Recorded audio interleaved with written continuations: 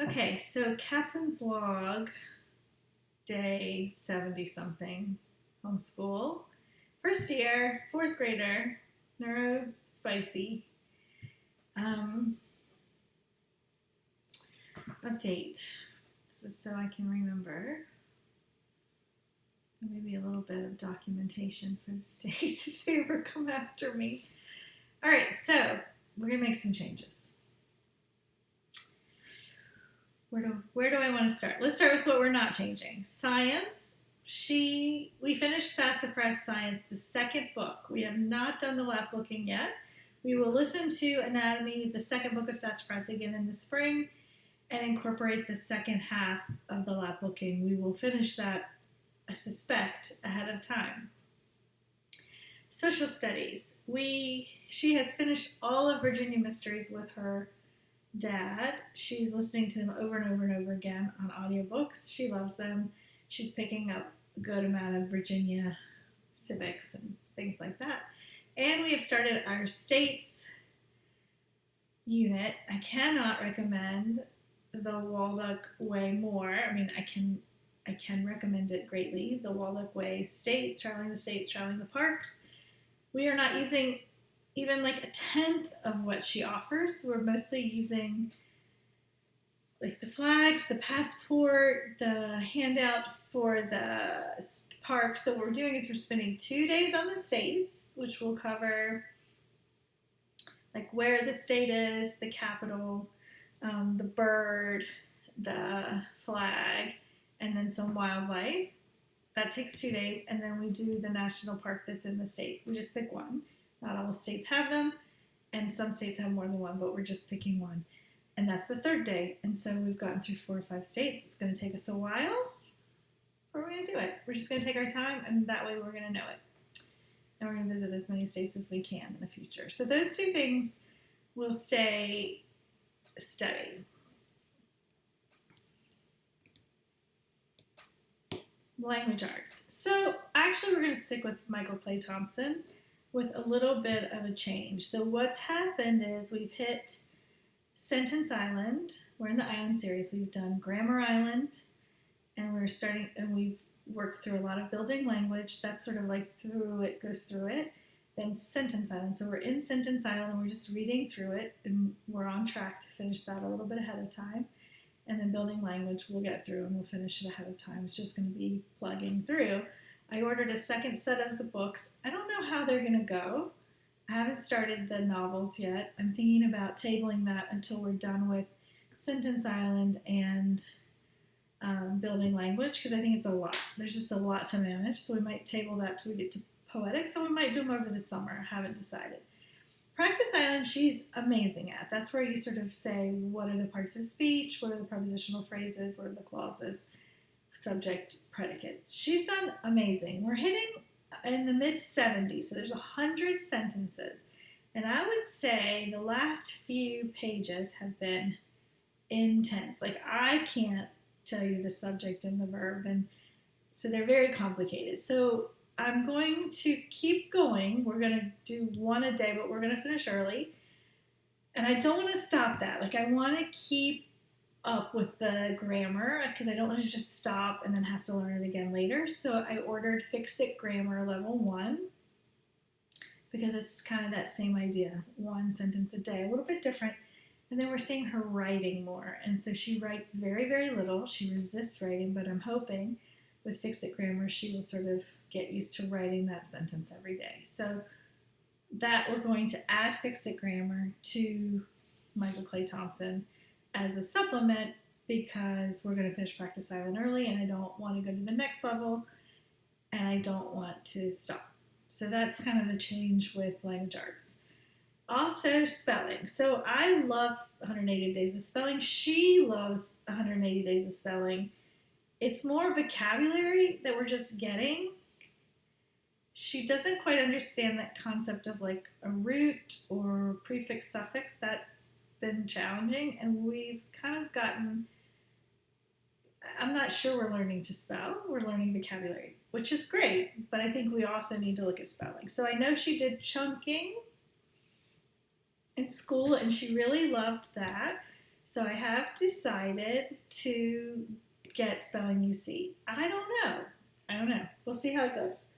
I ordered the Americana, which is kind of on grade level. I think she's well on grade level from a reading point of view.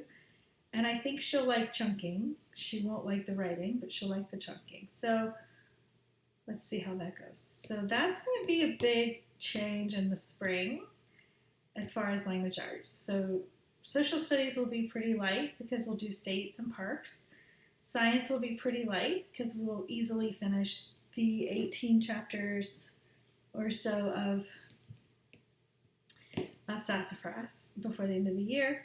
And language arts will sort of stay chugging through Michael Clay Thompson, Sentence Island, Building Language, Poetics, and maybe the novels, and take away 108 days of spelling and try to add in spelling UC, and when she's done with Practice Island, which will be very soon, add in Fix It Grammar. So that leads us to math, which we've talked about this before. So she doesn't know multiplication tables.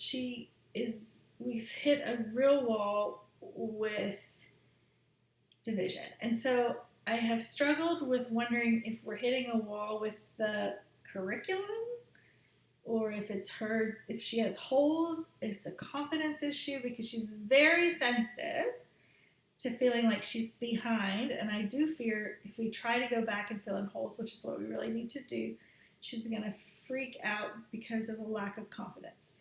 But we have got to go back to multiplication because she doesn't even understand the relationship in the fact family. So she's got addition and subtraction really well. She can do multiple numbers, but we lose track of multiplication. I mean, she's forgotten like 1 times itself is itself. So I ordered the AIM program from Math UC, which is sort of trying to fill in this idea, the math facts, the lost math facts. So it's video based, which I don't love. They're very manipulative based. They teach multiplication in a different way. And just so it's recorded, we've tried. Like there's all kinds of games I know. She's done all that and it's not sticking. And she needs to be confident in math. I think she'll be fine in fractions, but I think when we get to a place where the mathematics, so I'm not expecting her to memorize the multiplication table, but she doesn't even conceptually understand what we're doing. So that is where we need to go back to, because I'm okay with her using a calculator to do simple math if she understands how to do the division and the fractions, but I don't even think she conceptually understands multiplication. So we're going to try to go back and do that. So we might table Singapore, which is scary and at the same time a relief because I love it and I actually think she likes it. I like it's colorful. I like the way it's laid out. I like the way it's a mix of old math and new math.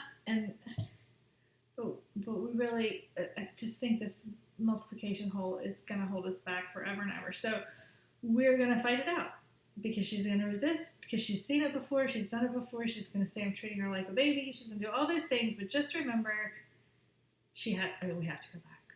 So I don't know how long that's going to take us. It could take us a while.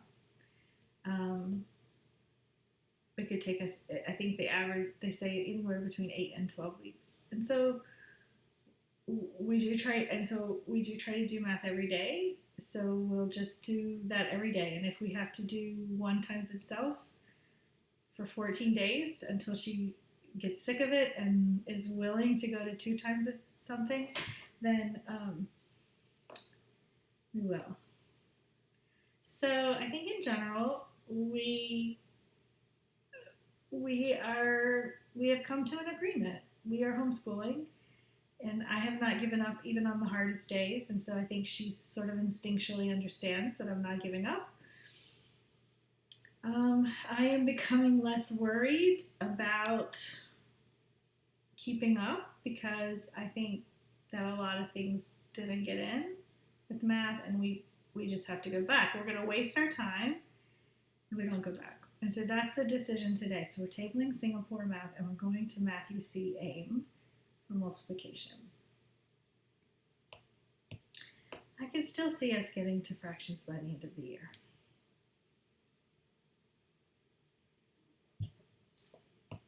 I have to decide what to do for next year.